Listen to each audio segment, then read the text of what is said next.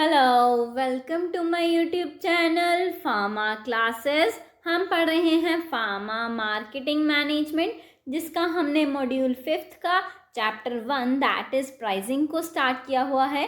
हमने अपनी पिछली वीडियो में टॉपिक कवर कर लिया है DPCO that is drug price control order को, जिसकी वीडियो का लिंक आपको डिस्क्रिप्शन बॉक्स में मिल जाएगा। आप उसे वहां से जाके उसे चेक कर सकते हैं।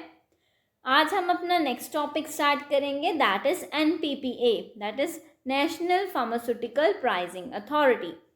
उससे पहले ऐसी ही वीडियोस को देखने के लिए please subscribe my channel and press the bell icon so that आपको इम्पॉर्टेंट वीडियोस की नोटिफिकेशन सबसे पहले मिल सके। सो स्टार्ट करते हैं आज के topic say that is national pharmaceutical pricing authority NPPA. Okay, हमने पिछले वीडियो में डिस्कस कर लिया है कि कैसे हम क्या है कि जो बल्क ड्रग्स हैं एंड फॉर्मुलेशंस हैं, जो इसेंशियल मेडिसिन हैं, ठीक है, उनकी हम कैसे प्राइसिंग जो है वो सेट करते हैं, किसके अकॉर्डिंगली वो सेट होती है, ड्रग प्राइस कंट्रोल ऑर्डर के द्वारा जो है वो सेट की जाती है बाय द गवर्नमेंट। ठीक है, अब जो एनपीपीए है उसके अंडर ही जो है हमारा डीपीसीओ ऑर्डर आता है, जो किसके द्वारा बनाया गया, जो हमारा लेटेस्ट जो है 2013 वाला जो डीपीसीओ है वो किसके द्वारा फॉर्मुलेट किया गया, हमारे पास नेशनल फार्मास्यूटिकल प्राइसिंग अथॉरिटी के द्वारा ही जो है वो फॉर्मुलेट हुआ under the government of India. ठीक है, अब इसका क्या रोल है, एनपीपीए का क्या रोल है डीपीसीओ में एंड प्राइसिंग को सेट करने में, इसेंशियल जो मेडिसिन है उनके प्राइजेस को सेट करने में क्या रोल है उसका। ठीक है, आज हम वो डिटेल में डिस्कस करेंगे। सो स्टार्ट करते हैं। National pharmaceutical pricing authority is a government regulatory agency constituted by Government of India under the Ministry of Chemicals and Fertilizers and Department of Pharmaceutical on 29th August 1997। Okay, अब जो हमारे पास ये national pharmaceutical pricing authority NPPA है, वो हमारे पास जो है वो गवर्नमेंट की रेगुलेटरी एजेंसी है, जो किसके द्वारा कॉन्स्टिट्यूट की गई, हमारे पास गवर्नमेंट ऑफ इंडिया के द्वारा। ठीक है, अब किसके अंडर जो है इसे हमने कॉन्स्टिट्यूट किया, that is ministry of chemicals and fertilizers and department of pharmaceuticals के अंडर। ये हमारे पास दो डिपार्टमेंट्स हैं, ठीक है, जिसके अंडर हमने अपनी एनपीपीओ को कॉन्स्टिट्यूट किया by the help of government of India. ठीक है, कि कब ये जो है इंस्टीट्यूट हुई, हमारे पास 29 अगस्त 1997 को हमने इस एनपीपीए को जो है वो कंस्टिट्यूट किया। ठीक है, अब इसका क्या वर्क था, क्या इसने रोल जो है वो प्ले करना है, उसको देखते हैं। The main aim of NPPA is to regulate and control the prices of pharmaceutical drugs and ensuring availability accessibility of drugs at affordable prices. ठीक है, अब क्या एम है इसका, एनपीपीए का क्या एम है, एनपीपीए ने डीपीसीओ को क्यों फॉर्मुलेट किया, क्योंकि हम क्या है कि अपने जो ड्रग के प्राइजेस हैं, जो हमारे पास इसेंशियल मेडिसिन हैं, उनको अफोर्डेबल प्राइजेस में कन्वर्ट कर पाएँ, सो दैट हमारी जो पब्लिक है उसे जो है हाई प्राइजेस की कॉस्ट जो है वो अफोर्ड ना करनी पड़े, वो जो है उन्हें अफोर्डेबल प्राइजेस में ही उनकी ड्रग जो है वो अवेलेबल हो। ठीक है ना, इसी के लिए तो हमने जो है डीपीसीओ को बनाया था, एंड डीपीसीओ को किसने बनाया, एनपीपीए ने। ठीक है ना, तो इसका भी क्या रोल हुआ यहाँ पे कि उसने कंट्रोल करना है जो प्राइजेस है फार्मास्यूटिकल ड्रग्स के, फार्मास्यूटिकल फॉर्मुलेशंस हैं जो उनके जो प्राइजेस हैं उन्हें कंट्रोल करना है एंड रेगुलेट करना है, एंड उन्हें इंश्योर करना है कि जो अफोर्डेबल प्राइजेस हैं ड्रग्स के वो क्या अवेलेबल हो रहे हैं to the general public, to the patients, जो रिक्वायर्ड हमारे पास पब्लिक है, क्या उन्हें अफोर्डेबल प्राइजेस पे वो जो ड्रग्स हैं हमारे पास वो मिल रही हैं या नहीं मिल रही। यही क्या है एनपीपीए का एम होगा कि उसने मेंटेन करनी है उनके अफोर्डेबल प्राइजेस को। ठीक है, अब इसमें आ जाता है हमारे पास ऑर्गेनाइजेशन। अब हमारे पास क्या है ऑर्गेनाइजेशन, कि कैसे कौन कौन से जो है हमारे पास डिपार्टमेंट्स होंगे, ठीक है, उनमें कौन कौन से मेंबर्स होंगे जो क्या है एनपीपीए को फॉर्मुलेट कर रहे हैं एंड उन्हें रेगुलेट करने में हेल्प कर रहे हैं। ठीक है, अब एनपीपीए का एक चेयरमैन होगा, ठीक है, जो क्या है मेन पर्सन होगा उस एनपीपीए अथॉरिटी का। ठीक है, देन उसके अंडर जो है मेंबर सेक्रेटरी आ जाएगा, उसके अंडर हमारे पास 4 डिपार्टमेंट्स आ जाएंगे, ठीक है ना। बल्क ड्रग्स की प्राइसिंग को जो एडवाइस करेगा दैट इज़ प्राइसिंग एडवाइजर्स हो जाएंगे, ठीक है। जो क्या है कि उन्हें मॉनिटर करेगा कि कितना प्राइस चेंज हुआ है हमारे पास, ठीक है ना। अब क्या अगर प्राइस इंक्रीज हुआ है तो हमने जो है एनपीपी की जो गाइडलाइंस है उन्हें एनफोर्स करना है, उन्हें अप्लाई करना है। तो हम किसके पास जाएंगे? डायरेक्टर के पास, जो क्या है मॉनिटरिंग एंड एनफोर्समेंट डिवीजन का जो डायरेक्टर होगा वो आ जाएगा।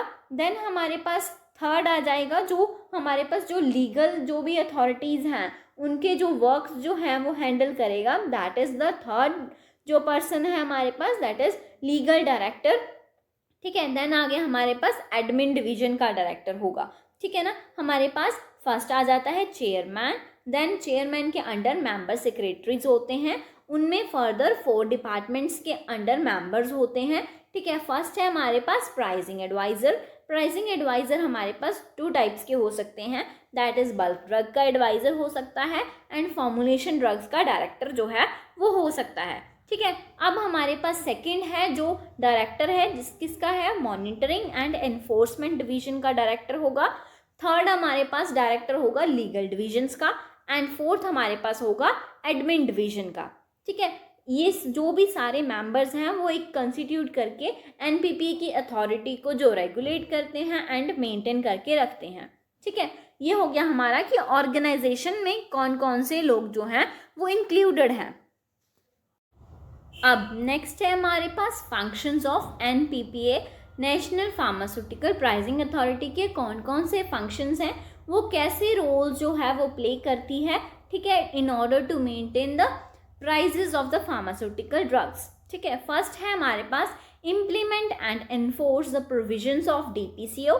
सबसे पहला काम क्या होगा कि जो डीपीसीओ उसने फॉर्म किया है, ड्रग प्राइसिंग कंट्रोल ऑर्डर को जो उसने फॉर्म किया है, ठीक है, उसमें जो भी उसकी प्रोविजंस होंगी, जो भी उसकी रेगुलेशंस होंगी, जो भी उसकी गाइडलाइंस होगी, उन्हें उसे इन्फोर्स करना है एंड उन्हें इम्प्लीमेंट करना है, सो दैट क्या है कि जो डीपीसीओ ऑर्डर है वो जो है अच्छे से जो है वर्क कर पाए एंड जो हमारे पास रेगुलेशंस हैं, हमने प्राइसिंग जो है हमारे फार्मास्यूटिकल ड्रग्स की उन्हें रेगुलेट करना है, वो एक अच्छे तरीके से जो है वो हो सके, इसलिए हम जो उसकी प्रोविजंस होंगी उन्हें इम्प्लीमेंट करेंगे एंड इन्फोर्स करने का काम करेंगे इन द एनपीपीए, ठीक है। ये हमारा फर्स्ट फंक्शन होगा एनपीपीए का।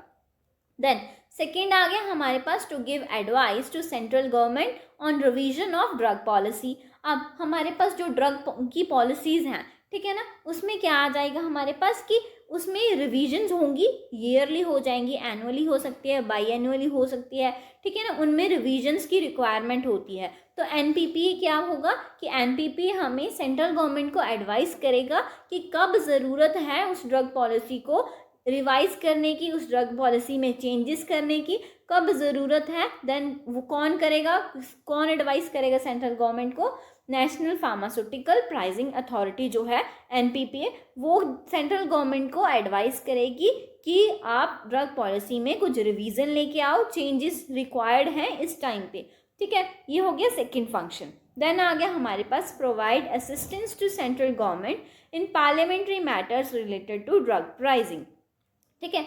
अब क्या है कि हमारे पास सेंट्रल गवर्नमेंट जो है उनके अंडर जो पार्लियामेंट्री मैटर्स होंगे, जिसमें हमने देखना है कि इसेंशियल जो मेडिसिन हैं उनके प्राइजेस कितने होंगे, ठीक है ना, वो जो भी मैटर्स हैं उनमें जो एडवाइस देगा वो एनपीपीए होगा। उनको असिस्टेंस प्रोवाइड करना है, जो पार्लियामेंट्री मैटर्स में जो सेंट्रल गवर्नमेंट को असिस्टेंस प्रोवाइड करनी है वो कौन करेगा, एनपीपीए करेगा। किनकी मैटर्स, किस मैटर्स में, only the drug pricing matters में, बाकी मैटर्स में नहीं। हम ओनली ड्रग की अगर प्राइसिंग की बात करेंगे तो एनपीपीए जो है वो वर्क करेगा विद द सेंट्रल गवर्नमेंट, जो है एडवाइस प्रोवाइड करेगा कि किस प्राइस को हमने कैसे रखना है, किस ड्रग का प्राइस ज़्यादा होना चाहिए एंड किस प्रोडक्ट की लिमिट जो है वो कम होनी चाहिए, ठीक है। इसेंशियल ड्रग्स कौन सी होनी चाहिए एंड कौन सी ड्रग जो है इसेंशियल मेडिसिन की लिस्ट में इंक्लूड करनी है, ये सारी जो भी असिस्टेंस है, जो भी एडवाइस है वो एनपीपीए हमें प्रोवाइड करेगा टू द सेंट्रल गवर्नमेंट, ठीक है। देन आ गया हमारे पास fourth point, to deal with all legal matters and decisions related to the authority. जो भी उसके लीगल मैटर्स होंगे, ठीक है। अब हमने एक लीगल डायरेक्टर जो है हमारे पास वो होगा, लीगल डिवीजन का डायरेक्टर हमने कवर किया ऑर्गेनाइजेशन में। तो वो कौन है, जो वो डायरेक्टर होगा लीगल डिवीजन का, वो सारे लीगल मैटर्स जो हैं, ठीक है ना, अथॉरिटी के रिलेटेड जो भी उनके लीगल मैटर्स होंगे उनको कौन डील करेगा, वो डायरेक्टर जो है हमारे पास लीगल डिवीजन का डायरेक्टर जो होगा वो ऑल द लीगल मैटर्स को डील करेगा। क्या उसमें चेंजेस लेके आने हैं, क्या गाइडलाइंस में चेंजेस लेके आने हैं, ठीक है ना, क्या हमने कैसे जो मैटर है लीगल मैटर को सॉल्व करना है, ठीक है ना, ये सारी जो एडवाइसेस हैं वो कौन डील करेगा, द लीगल डायरेक्टर जो है हमारे पास वो डील करेगा, ठीक है। अब नेक्स्ट पॉइंट आ गया हमारे पास, to monitor availability of drugs, identify shortage and to take action if required, ठीक है। हमने देखना है कि क्या हमारे पास जो अवेलेबिलिटी ऑफ अफोर्डेबल ड्रग्स हैं, क्या हमारे पास अवेलेबल हैं टू द जनरल पब्लिक, जो हमारे पास जनरल पब्लिक है उसे क्या है, कम रेट पे ड्रग्स चाहिए, क्या अवेलेबल हैं वो ड्रग्स, कितनी अमाउंट में है, अगर नहीं है तो कहाँ पे शॉर्टेज है, वो कौन मॉनिटर करेगा, एनपीपीए मॉनिटर करेगा। अगर वहाँ पे कोई शॉर्टेज है, ठीक है, वो जो ड्रग चाहिए उस पब्लिक को वो नहीं मिल रही है अफोर्डेबल प्राइजेस पे, तो वो कौन हैंडल करेगा, सारी रिक्वायरमेंट्स को एनपीपीए हैंडल करेगी, ठीक है। जो भी शॉर्टेज होगी उस शॉर्टेज को हमने मेंटेन करना है, वो कौन से एक्शन जो हमने लेने हैं उस टाइम पे वो कौन डिसाइड करेगा, एनपीपीए डिसाइड करेगी, ठीक है।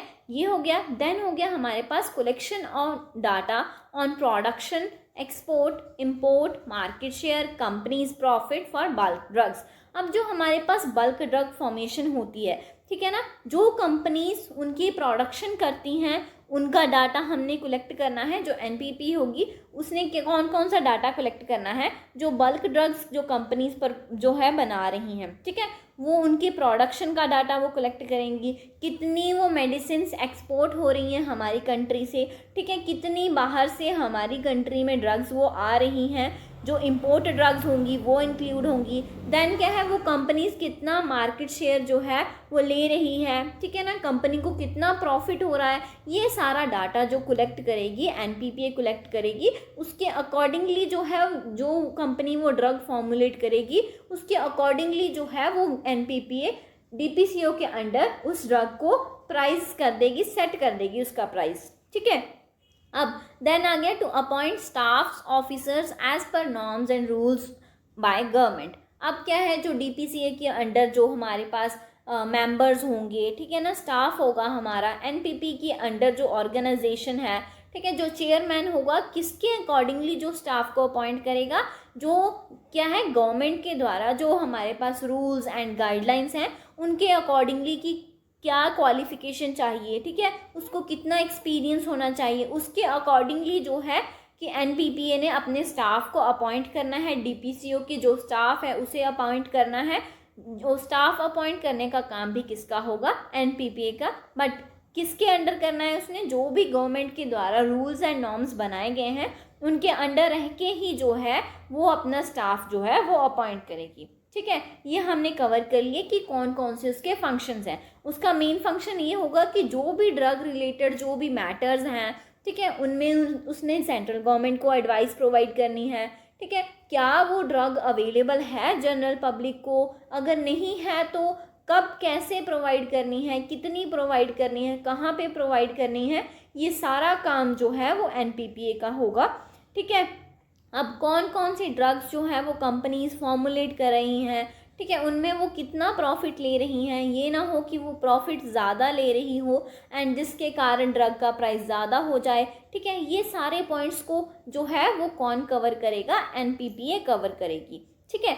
अब एनपीपीए के की प्रिंसिपल्स क्या हैं कि उसने क्या क्या चेंजेस लाए हैं विद द डीपीसीओ, जो हमारे पास चेंजेस हो रहे थे, ठीक है, रिव्यूड हो रहे थे डीपीसीओ जो है हमारे पास, देन उसके अकॉर्डिंगली उसमें क्या क्या चेंजेस आए हैं, वो एनपीपीए कैसे हैंडल करती है, उसके प्रिंसिपल्स को हम कवर करेंगे, ठीक है। फर्स्ट है हमारे पास NPPA provide ceiling prices to all drugs covered under schedule 1 of DPCO 2013 and monitor the annual prices increase of these and non scheduled drugs, ठीक है। अब हमारे पास क्या था, हमने डिस्कस किया था कि 2013 में जो DPCO आया उसके अकॉर्डिंगली हमारे पास ड्रग्स जो हैं वो 2 टाइप्स में कन्वर्ट हो गई, ठीक है, एक शेड्यूल्ड में एंड एक नॉन शेड्यूल्ड में, ठीक है। अब जो शेड्यूल्ड ड्रग्स हैं उनकी जो सीलिंग प्राइजेस हैं वो जो कवर करनी है, मीन्स क्या है कि उनकी सीलिंग प्राइस कौन डिसाइड करेगा, DPCO अंडर NPPA, ठीक है। अब जो सीलिंग प्राइस क्या है हमारे पास कि जो मैक्सिमम प्राइस है कोई भी कंपनी अपने प्रोडक्ट के लिए, अपने ड्रग के लिए रख सकती है, वो मैक्सिमम रेंज होगी, मैक्सिमम लिमिट होगी, उसे हम सीलिंग प्राइस बोलेंगे कि जो कंपनी है वो इसके नीचे और इसके इक्वल जो है अपने ड्रग का प्राइस रख सकती है, बट इससे ज़्यादा जो है वो प्रोडक्ट का प्राइस नहीं रख सकती, ठीक है। वो किसने डिसाइड करना है, NPPA ने अंडर DPCO 2013। एंड उसने क्या मॉनिटर करना है कि हमने किस टाइम पे जो है वो एनुअल इंक्रीज करना है scheduled and non scheduled drugs में, वो भी जो है वो इसी में ही इंक्लूड होगा कि हमने इंक्रीज करना है। जैसे हमारे पास जो शेड्यूल्ड ड्रग्स होंगी उनमें एनुअल जो है वो 10% इंक्रीज हम कर सकते हैं, तो वो कौन डिसाइड करेगा, NPPA डिसाइड करेगी कि कितना इंक्रीज होगा एनुअली किसी भी ड्रग की प्राइस में, ठीक है। ये हो गया हमारे पास फर्स्ट प्रिंसिपल। देन है हमारे पास second principle, price regulation is based on essentiality under the list of essential medicines 2011 declared by ministry of health and family welfare. अब जो है हमारे पास कि प्राइस को हम कैसे रेगुलेट करना है, किस ड्रग का प्राइस हमने जो है वो उसकी लिमिट रखनी है, ठीक है। ये कहाँ से डिसाइड होगा हमारे पास कि कितनी इसेंशियल वो ड्रग है, ठीक है, कितनी ज़्यादा जो है वो कंज्यूम हो रही है पेशेंट्स के द्वारा वो, ठीक है ना, कितनी ज़्यादा जो है उसकी यूजेज हैं, ठीक है, उसके अकॉर्डिंगली कितनी वो ज़्यादा ज़रूरी है, कितनी इसेंशियल है वो ड्रग, उसके बेसिस पे हम देखते हैं कि जितनी ज़्यादा वो इसेंशियल ड्रग होगी उसका प्राइस लिमिट उतना ही कम होगा, सो दैट क्या है कि सारे जो पेशेंट्स हैं, सारी जो जनरल पब्लिक है वो उसे अफोर्ड कर पाए, ठीक है ना। अब प्राइस रेगुलेशन क्या है हमारे पास कि किसके बेसिस पे होगी, इसेंशियलिटी के बेसिस पे होगी। वो इसेंशियलिटी हम कैसे देखते हैं कि कौन सी ड्रग जो है वो इसेंशियल होगी एंड कौन सी ड्रग जो है इसेंशियल नहीं होगी, उसके लिए हमारे पास 2011 में एक लिस्ट बनी थी इसेंशियल मेडिसिन की, जिनमें वेरियस ड्रग्स जो हैं वो इंक्लूड की गई जो इसेंशियल मेडिसिन कहलाती हैं, ठीक है। वो किसके द्वारा वो लिस्ट को डिक्लेयर किया गया, ministry of health and family welfare के द्वारा जो है वो लिस्ट को डिक्लेयर किया गया। उस लिस्ट के बेसिस पे ही हम जो है किसी भी ड्रग के प्राइस को रेगुलेट करते हैं। अगर तो वो ड्रग इस लिस्ट में इंक्लूडेड होगी तो वो NPPA DPCO के अंडर भी आएगी एंड उसकी प्राइस रेगुलेशन भी होगी, बट अगर वो इस लिस्ट में नहीं है तो हम क्या है कि उसे इस DPCO से एक्सक्लूड कर देंगे, तो वो DPCO के अंडर नहीं आएगी एंड उसकी प्राइस रेगुलेशन नहीं होगी, ठीक है। ये आ गया। देन हमारे पास थर्ड है, it fix the retail prices of 30 formulations and decrease the price of 390 non scheduled cancer medicine by 87%, ठीक है। अब क्या है कि 30 फॉर्मुलेशंस ऐसी थी जिसका NPPA ने जो रिटेल प्राइस है उसे फिक्स कर दिया कि आप इस प्राइस से ज़्यादा उसे नहीं बेच सकते, ठीक है। ऐसी 30 फॉर्मुलेशंस उसने जो है वो फिक्स कर दी, ठीक। देन क्या है कि जो हमारे पास नॉन शेड्यूल्ड कैंसर मेडिसिन थी, उन जो 390 जो कैंसर मेडिसिन थी उनका प्राइस उसने 87% डिक्रीज किया, सो दैट क्या है कि जो कैंसर पेशेंट्स है वो उस मेडिसिन को अफोर्ड कर पाए एंड उन्हें इजीली ट्रीट किया जा सके। तो उन्होंने 390 नॉन शेड्यूल्ड जो मेडिसिन थी कैंसर की उसका प्राइस डिक्रीज कर दिया बाय 87%, ठीक है। अब ये ड्रग्स क्या है, वो इसेंशियल ड्रग्स में आ गई, जिसके कारण हम उसका प्राइस जो है वो रेगुलेट करेंगे अंडर द DPCO 2013, ठीक है। अब मैन्युफैक्चरर्स को उन्होंने सीलिंग प्राइस प्रोवाइड किया, ठीक है। NPPA ने हमें सीलिंग जो प्राइस है वो प्रोवाइड किया जिससे बढ़ के हम अपने प्रोडक्ट का प्राइस नहीं रख सकते।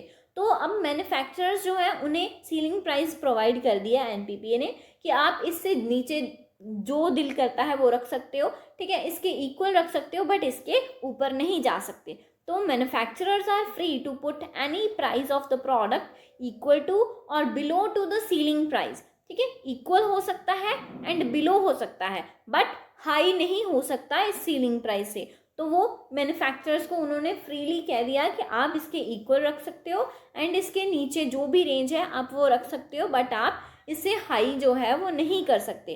ठीक है, वो आ गया हमारे पास। Then NPPA takes enforcement action against manufacturers and retailers who violate price control regulations. अब जो NPPA है हमारा, ठीक है, वो क्या है कि जब किसी कंपनी है जो हमारे पास, तो वो हाई प्राइस करती है एंड वो rules and regulations of the NPPA DPCO को फॉलो नहीं करती, तो क्या है कि वो ड्रग प्राइस को वॉयलेट करेगी। उन्होंने एक सीलिंग प्राइस प्रोवाइड किया है एक स्पेसिफिक ड्रग का NPPA ने, बट अगर वो कंपनी उस जो सीलिंग प्राइस से ज़्यादा जो है ज़्यादा रेंज में प्राइस रखती है एंड उस अपनी रूल्स एंड रेगुलेशंस को जो है वॉयलेट कर रही है, उस रूल्स एंड रेगुलेशंस को तोड़ रही हैं, देन क्या है कि वो उसके अगेंस्ट जो है NPPA एक्शन भी ले सकती है। एनी मैन्युफैक्चरर के अगेंस्ट, एनी रिटेलर के अगेंस्ट और एनी कंपनी के अगेंस्ट वो एक्शन ले सकती है। अगर कोई भी कंपनी, मैन्युफैक्चरर, रिटेलर जो है वो उस सीलिंग प्राइस से बढ़ के अपने प्रोडक्ट को सेल करेगा, उस टाइम पे वो एक्शन भी ले सकती है उनके अगेंस्ट एंड उनको जो है वो सज़ा भी हो सकती है। ठीक है, अब it periodically reviews prices based on the changes in production cost, market conditions and other factors. ठीक है, अब इसमें क्या है कि हमने डिस्कस किया था कि DPCO 2013 में जो है वो म्यूचुअली जो है वो गवर्नमेंट एंड इंडस्ट्री म्यूचुअली जो प्राइस डिसाइड करती हैं वो प्राइस जो है वो रखा जाता है। अब हमने इसमें ये भी डिस्कस किया था कि जो प्राइस है हमारा, अगर वो एक बार रख हो गया तो हम क्या है अकॉर्डिंगली हम उसे चेंज कर सकते हैं। ठीक है ना, बट हमारे पास जो 1995 वाला था उसमें हम एक बार ही प्राइस जो फिक्स हो गया उसे हम चेंज नहीं कर सकते थे। ठीक है, इसमें भी यही है कि पीरियोडिकली हम अपने प्राइस को रिव्यू कर सकते हैं। जैसे हमारे प्रोडक्शन कॉस्ट में चेंजेस आ गई, ठीक है, मार्केट कंडीशन में कुछ चेंजेस आ गई, जैसे हमारा रॉ मटेरियल जो है उसके कॉस्ट पीछे से ही जो है वो हमें ज़्यादा मिली, जिसके कारण हमारे प्रोडक्शन कॉस्ट ज़्यादा हो गई, जिससे क्या है कि हमें अपने प्रोडक्शन कॉस्ट में ज़्यादा होने के कारण तो हमारा प्रोडक्ट का प्राइस भी थोड़ा ज़्यादा हो जाएगा। उसके कारण क्या है कि ये ना हो कि हमारा रॉ मटेरियल पहले तो कम रेट पे हमें मिल रहा था एंड अब हमें ज़्यादा रेट पे मिल रहा है, जिसके कारण हम अपने प्रोडक्ट का प्राइस भी इंक्रीज़ करेंगे, क्योंकि हमारा रॉ मटेरियल भी उसका प्राइस भी इंक्रीज़ हो चुका है। तो हमें उस प्राइस को रिव्यू करना होगा एंड अपने ड्रग प्रोडक्ट के प्राइस को इंक्रीज़ करना होगा। उस टाइम पे हम जो है NPPA जो है वो उस प्राइजेस को रिव्यू कर देती है अकॉर्डिंग टू देयर मार्जिन्स, कि उनकी प्रोडक्शन कॉस्ट मार्जिन कितनी है। ठीक है, देन मार्केटिंग कंडीशन कैसी है उनके अकॉर्डिंगली जो है वो उसके प्राइजेस को रिव्यू भी कर लेगी। ठीक है, ये हो गया हमारा NPPA कंप्लीट, एंड जिसे हमारा ये मॉड्यूल का first chapter that is pricing complete होता है। हम नेक्स्ट वीडियो में अपना सेकेंड चैप्टर ऑफ मॉड्यूल 5 को स्टार्ट करेंगे। So thank you for watching this video. Please like the video, subscribe the channel and press the bell icon